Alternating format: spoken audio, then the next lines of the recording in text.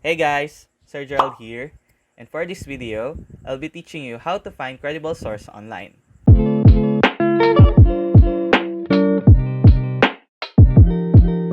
So, I'll be teaching you some tips and tricks and how to analyze a website to find if it is a credible website or not. Okay, let's get into it.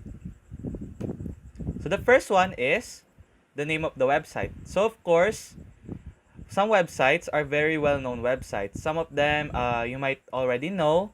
So, if the website has a credible name, it is most likely a credible source of information. So, let's go through some examples of it. So, Time. And then we have World Health Organization and Rappler.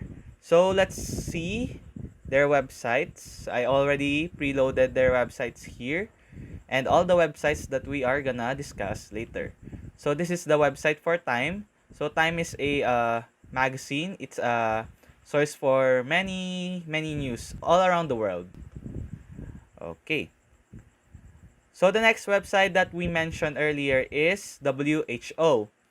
So World Health Organization, obviously it's all about health, all about the different updates for health all around the world. So especially now, this is very important, especially now that we have a pandemic called coronavirus.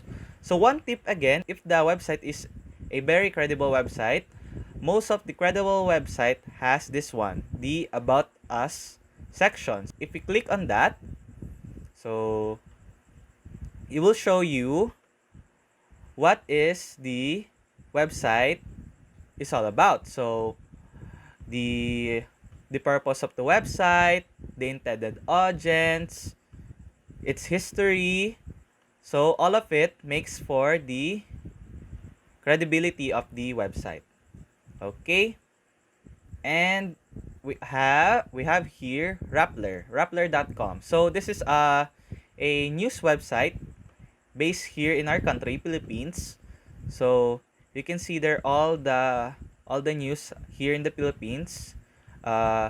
Most of the news right now are all about the novel coronavirus.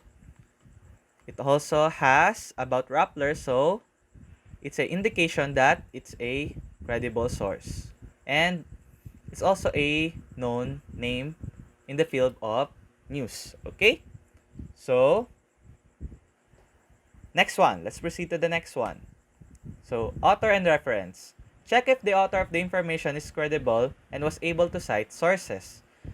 So, not only the website is to be checked, but also the author itself. So, is the author an expert in the field of his writing? Was the author already wrote some information about the information that you are currently looking for?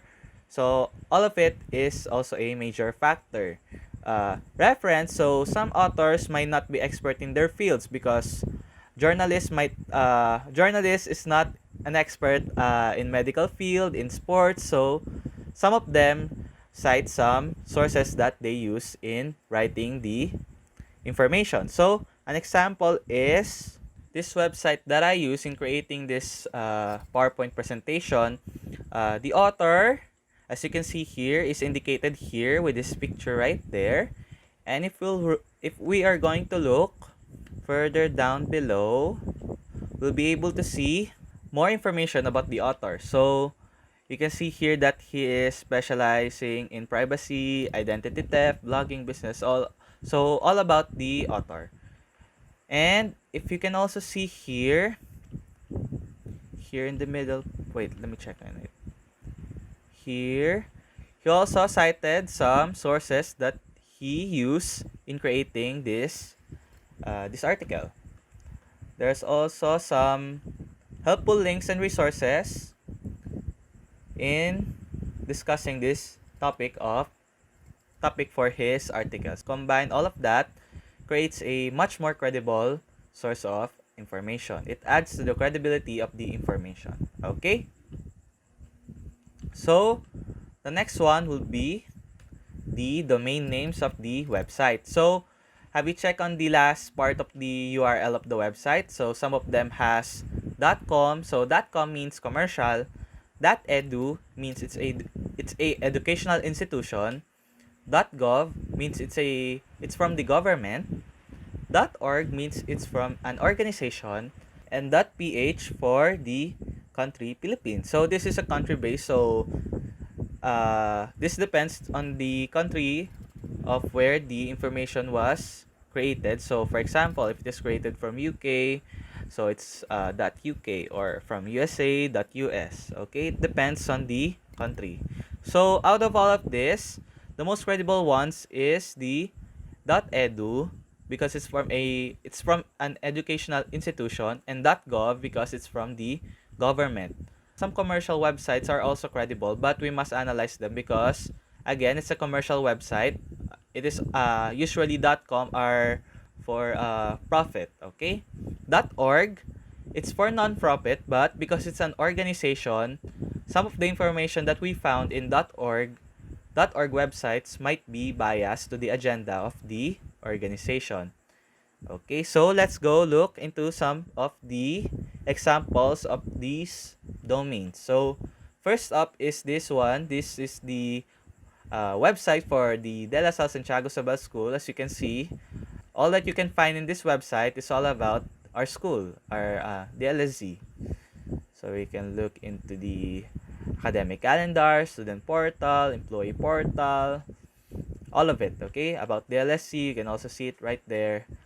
.com here, this is a example of .com, the website that I use in creating the PowerPoint.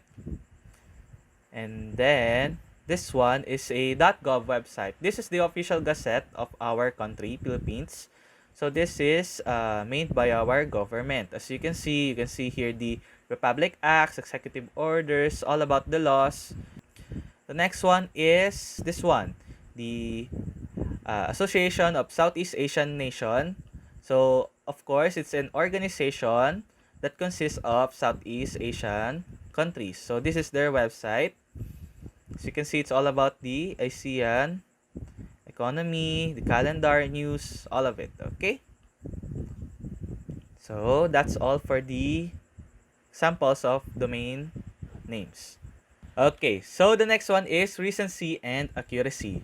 So the first one is check for the date when the information was published. So check for the date to make sure that your information is already updated. Some websites include updates on the article, so that if the article is an old one, you can go straight to the newest version of the article or the newest update of an information. Okay? Always have at least 2 sources of information. So it's good to have numerous sources of information because it adds up to the accuracy of the information, because some information might differ from different sources. So it's good to have at least 2 sources of information so that you can be sure that the information is accurate. And of course, check for dead links. Credible websites maintain their website, so they won't let any hyperlinks to be dead. Okay, so if one of the hyperlinks is dead, it's most probably it is not well maintained. Okay, I also have some notes here. So the first one is Wikipedia is not a credible source of information. Why? Because Wikipedia is easily edited by individuals. So as even though Wikipedia contains a lot of information, some information of it might not be credible because almost all people can edit information in there. So Wikipedia is not a credible source of information. The second one is compare information from 2 different websites. So I already mentioned this earlier, that comparing information in different websites makes the information a lot more accurate. Third one is check for the website design and errors. So credible websites will almost always have a good design for the website. So if it is clean or easy to understand, most likely it's a credible website. And also check for errors, most probably grammatical errors. So news websites will of course won't allow any grammatical errors on it. So it also adds up to the credibility of the source of information. And the fourth one is check the library resources. So we have online resources in the library. I'll link one in the video description so that you can check out the video about our online resources. Okay? So that's it. This is my reference in creating this PowerPoint, and I hope you learned a lot today in this video. And if you do have questions, you can email me at gerald.dino@dlsobel.edu.ph. Okay? Thank you guys, and goodbye.